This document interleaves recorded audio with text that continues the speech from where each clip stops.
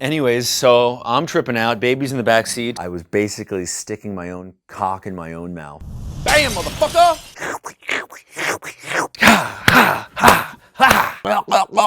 Sucking each other's dicks, and fucking banging each other's fucking assholes.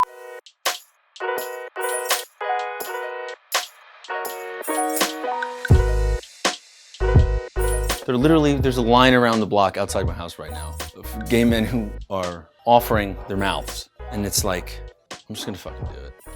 Or am I fuck one in the ass? I was the poster child for a cheap handle of vodka. Why was I doing that? I was more courageous when I was drunk, more willing to go dance.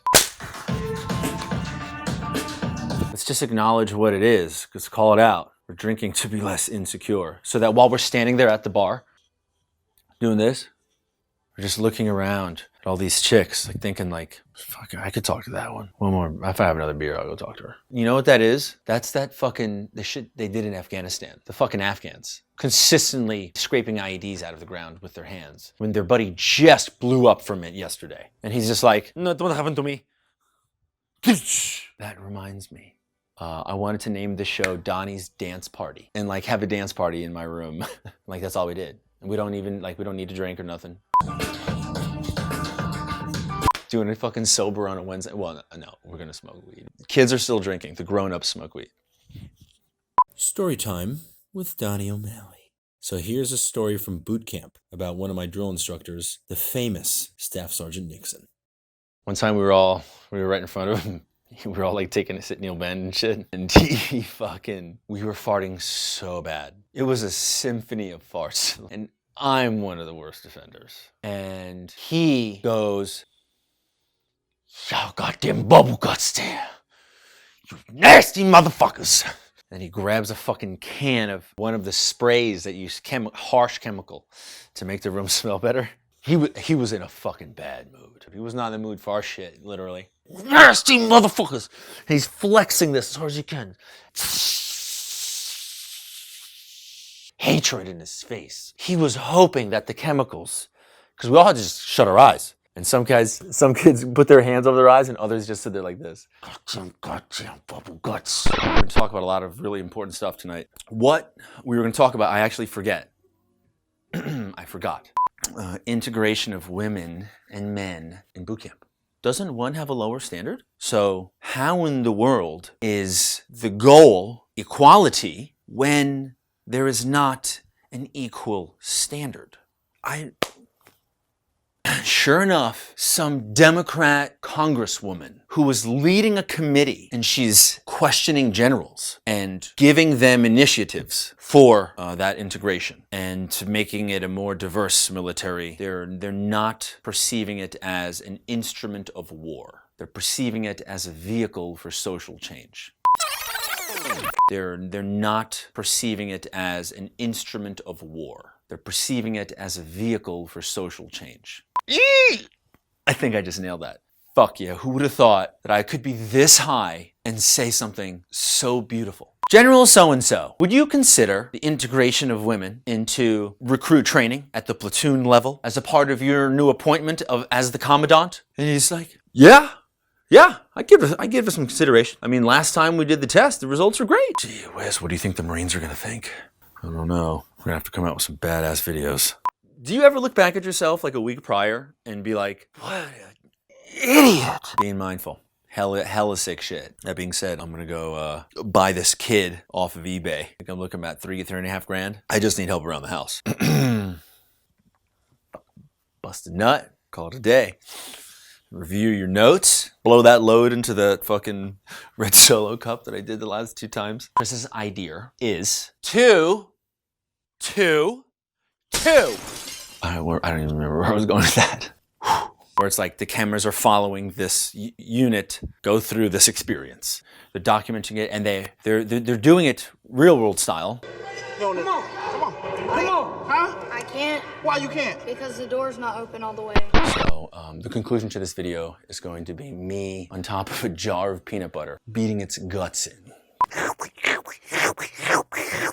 We need to understand the way our brains are being wired by the military and then take steps to undo that wiring. Because It is not healthy to live the way the military wires your brain. It represses freedom, individuality, and freedom of expression. The ability to communicate what you are feeling in any given moment. It is so imperative for good mental health. There is not enough voiced about this in our community. We need to undo the wiring in our brains, and that takes conscious effort on our part. It's work and it's discipline to take control of your own fucking mind. It takes thought, thoughtfulness, mindfulness. And you will find this interesting concept that can add immense value to your life. Study the concept of mindfulness. Google the fuck out of it. What we're trying to promote is self-awareness. Awareness of the self. Intriguing enough to pick up a book from the store. Leaving me with Barnes & Nobles. Or Amazon, buddy. Come on. Who walks to the fucking bookstore?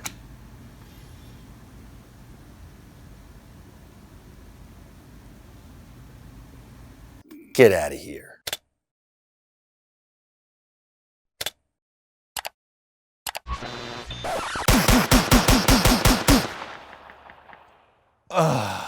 It can be the gay friend. Totally. We broing out, we chicking out, are we dyking out? I'll fucking scissor some chicks. What? Pull my dick and balls up and just ha ha ha ha. Finger me. No, you finger me. Ha. What is the sound of a scissor? Pathetic veterans. Lot more patheticness going on than I would really hope. Really wish you guys would fucking knock it off.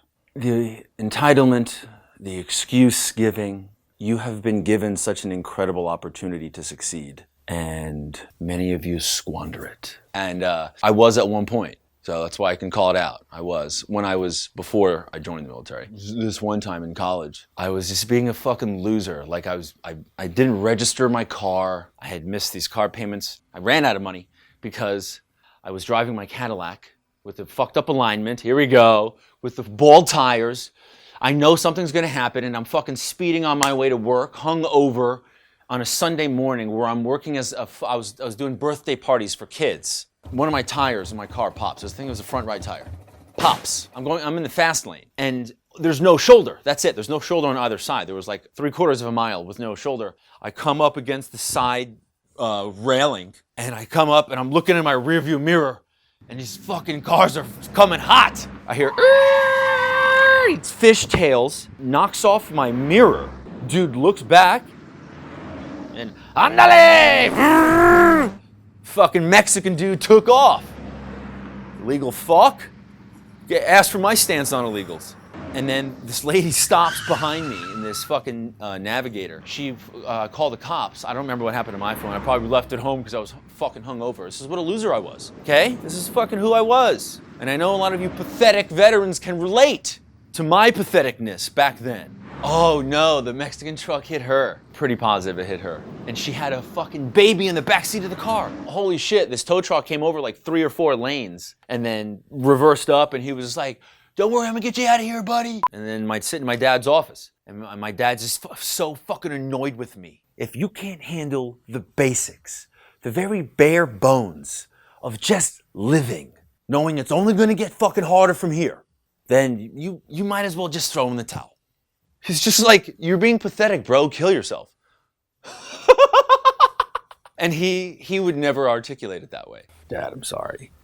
I am sorry. But epic fucking story, Pops. I'm excited.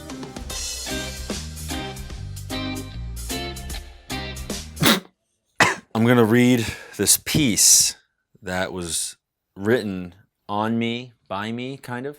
Authority Magazine, Veteran Television. Social Impact Heroes. Boy, oh boy, oh boy. Great concept, but cheesy fucking name. Come on, guys. Ooh, that looked genuine. That's scary. Oh, wow, that face. God, I just creeped myself out. Fuck! So here's the question. Excuse me. Can you describe how you or your organization is making a significant social impact? And now this is me. The whole business model is actually designed to make a social impact, okay? Specifically, what we want to do is create a piece of entertainment that someone sees and they feel like they relate to it. Where they see it and think, oh wow, like this looks like it was made for me. Connection to the community, it's important. Facilitating community is essentially what we're doing, and the byproduct of facilitating community is less suicides. Because with community comes more acceptance, more understanding, and less social isolation. Microphone drop. Okay, here's the question that they asked me from an Authority magazine. Fantastic. Are there 3 things the community, society, politicians can do help you address the root of the problem you are trying to solve? They're missing a word. The word is to. And what in the beginning? What are 3 things that community, society, politicians can do to help you address the root of the problem you are trying to solve? One of the things they can do is accept the fact that despite the controversial and intense, graphic, racy nature of our stuff, despite that, there are tens of thousands of people right now, almost 42,000 of them, who have been willing to pay to see it. Let that sink in for a minute. There are very few people in entertainment who sell directly to the customer. So I'd ask that they accept that, accept it, and then ask why before you become appalled at some of the stuff we have created. Use our business and our shows as an opportunity to understand the American veteran better. And if you can start from a place of mutual understanding and curiosity, oh God, great touch. Then we can engage in a conversation that leads to an even brighter future.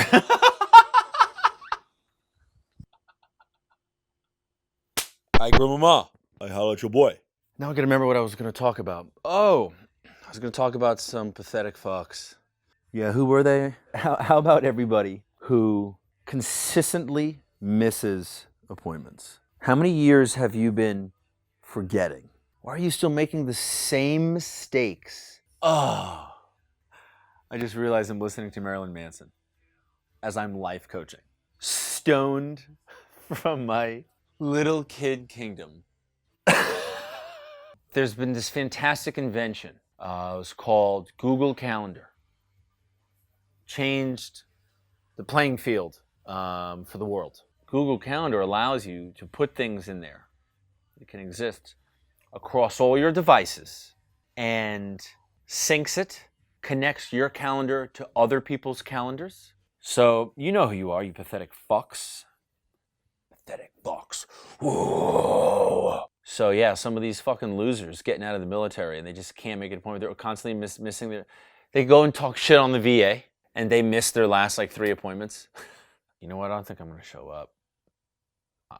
Fuck it, I'm just going to turn around.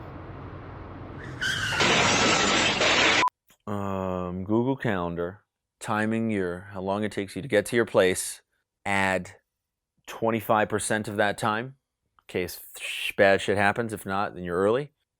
Add 25% to that time, leave that early. So if it takes 30 minutes, oh no, you should add... Oh, that 25% thing was probably a really bad idea. My bad, bro. That's my bad.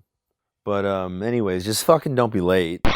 I am the stone that the builder refused. I am the visual, the inspiration that made ladies sing the blues. I'm the spark that makes your idea bright. The same.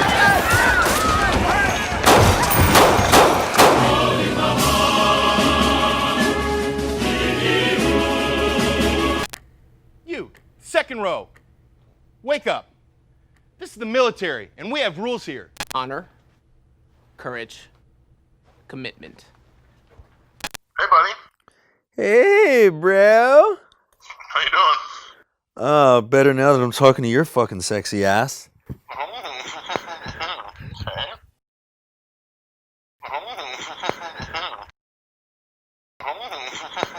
Eric, dude, we need to fucking hang out soon. What are you doing this weekend? Come over here and fucking smash me out, dude. Just real quick. Oh, is it just like a 1-bedroom place? No, so I have a house on the lake. It's the sickest fucking shit ever. Nice. Are you just by yourself? I got 2 roomies, and I work with them, Fernando and Jessica. They're fucking hilarious. I'm gonna go slit my wrist in the bathroom. So, see you on the other side?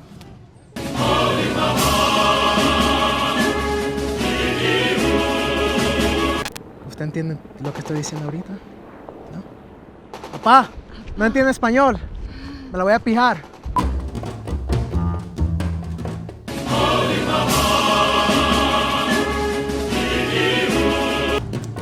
Ay, mami. Daddy's home. Oh, so now I don't even get the proper greeting of the day? Fuck, you serious? A greeting of the day. Get the fuck out of here. You want a greeting of the day? Check that fucking plan. I've been listening intensely throughout this conversation to see when there were moments that I knew I would have to cut out. Okay. And there was not a single one up until the end there when we started talking about what fucking I remember what I wanted to talk about. The 22.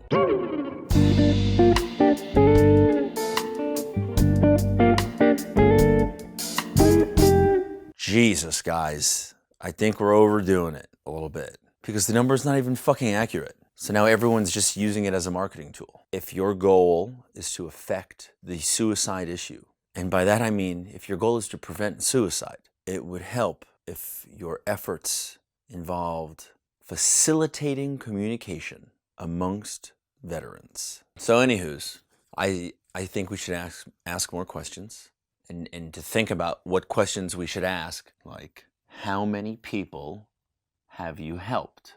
A lot of times the number is going to be a lot lower than you would have expected, but probably higher than it actually is, if you get what I'm saying. How did you help them? What does it mean to help them? What is your mission? Right? That actually, time out. Let's go back. That's question number one. What is your mission statement? And your mission statement better not fucking be to raise awareness. Ugh.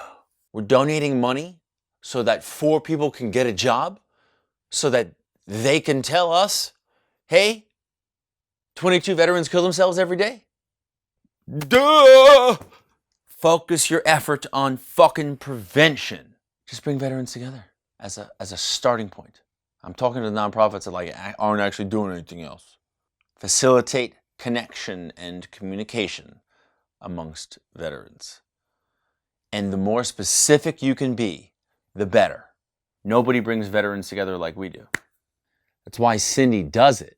I think that's why a lot of the Irreverent Warriors leadership does it. Because they've seen that shit. Or, hey, I forget your name. Come here. He's in the Air Force too. And I think he was in around the time you were in. And the guy's like, oh wait, no, when were you in? I was in 2003 to 2007. No way, me too. And sucking each other's dicks and fucking banging each other's fucking assholes in the bathroom of the bar.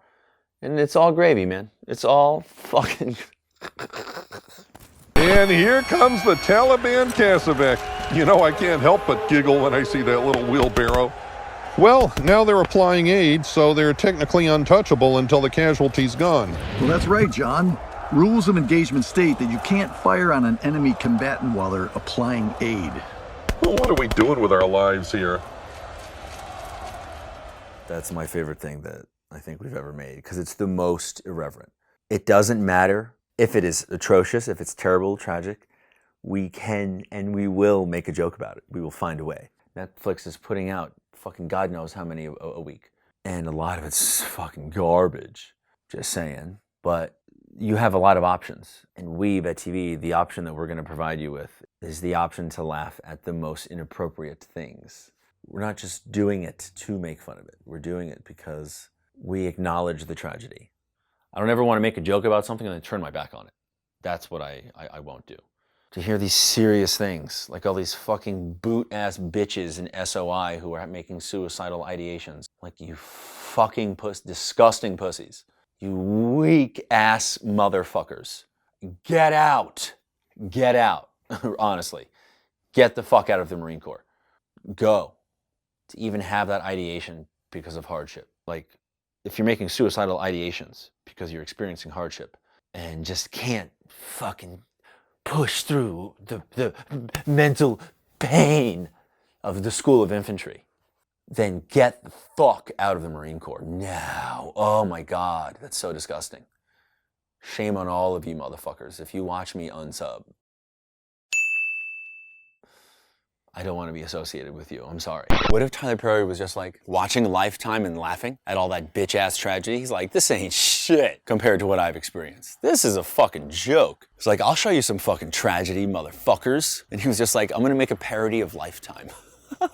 Yeah, he's making people feel good. He's preaching these positive messages, but he's providing a vision of a better culture. Because you look at what happens at the end of the films when everyone comes together. Like, let's remember our roots. Let's remember the importance of family. Now, so this guy, this is what he did. He started writing stage plays and then performing them. Nothing was hitting, and he kept tweaking it. And then finally, they started hitting, and he developed a huge audience. And in 1 year, he had a lot of people come to his theater, stage plays. Built this audience from face-to-face connection. Can you imagine that? As an artist, he met them all in person before they started buying his movies. What a fucking man. He's a fucking rock star comedian. What is veteran television doing? It's recreating the reality that we experienced and then parodying it and celebrating it. We don't want to detract from the beauty that exists within the military experience. And we will see the best in the military while pointing out the bad and celebrate the best. Right? When people watch our stuff, we want them to feel good about their military experience. We don't want to only remind them that it sucked. Actually, I forgot what I was going to talk about. Oh, I want to talk shit on the Marine Corps. Duh. Why are our generals entertaining the idea of an integrated boot camp? Like fully integrated at the platoon level. They're doing it just because they want to make sure they have their job options open for the rest of their lives. We're talking about just not appeasing some fucking assholes in our government. So one of them is a chick. I think the general was like, we're already integrated to some degree. And the chick is like, I don't remember if senator or congresswoman. She's like, I don't think that is fully integrated for us to get rid of the stigmas against women that exist in the military. It was something like that. How could they possibly have a mutual respect for each other when one of them has a lower standard?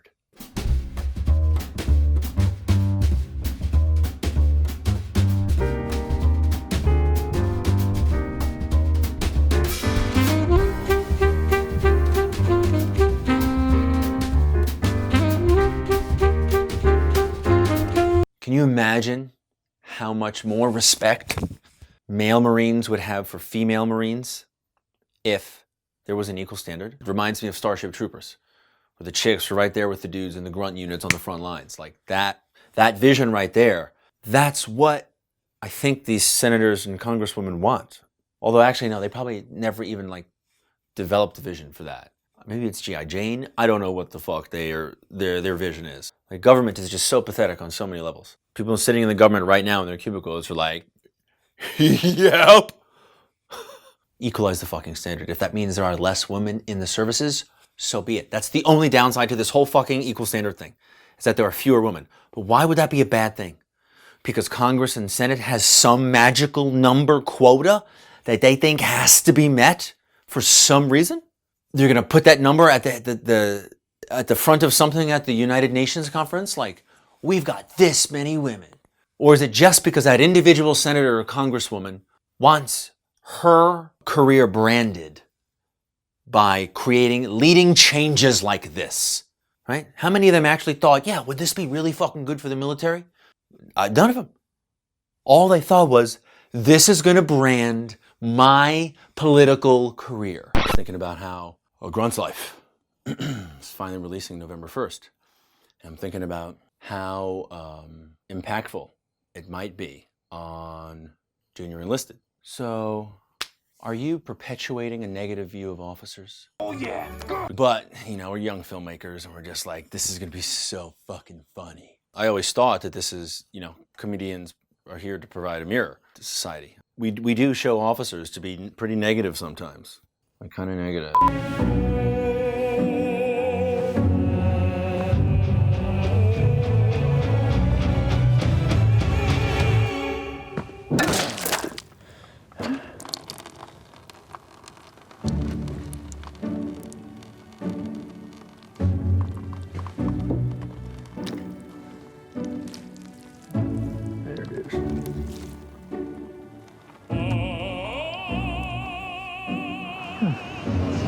Rules of engagement. That shit was obnoxious. Like, we should not be put in those fucking positions.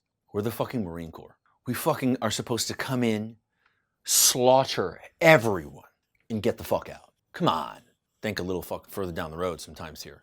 They had driven by as many fucking grown men chewing on their feet on the side of the road after getting done fucking some kids. They wouldn't be trying to save them so bad. You know what I mean? Like, come on. They invented the wheel 6 weeks ago. 6 weeks before we got there. All the rest of Afghanistan talk shit on Helmand. The Afghans, they have worse things to say about Helmand than I just did right now. You know what my Terp said? My Terp said, these people expect the food to jump from the plate into their mouths. That's what he said. Saying those lazy fucks. Oh yeah, so anyway, that's what I observed, and I want to bring that to the screen. You know why? Because these junior enlisted, those who feel these things, we don't have a means to express that. But what I mean is that nobody gets to express that on a big level, a level everyone can come together and understand. There are no focus groups for people who feel like they've been taken advantage of or abused by their higher-ups. It makes you feel oppressed to not have a voice. We provide a voice to those who have actually felt these things. And sometimes they're fucking ugly. So ugly. But they're fucking real things. And we have the opportunity to give this community a voice.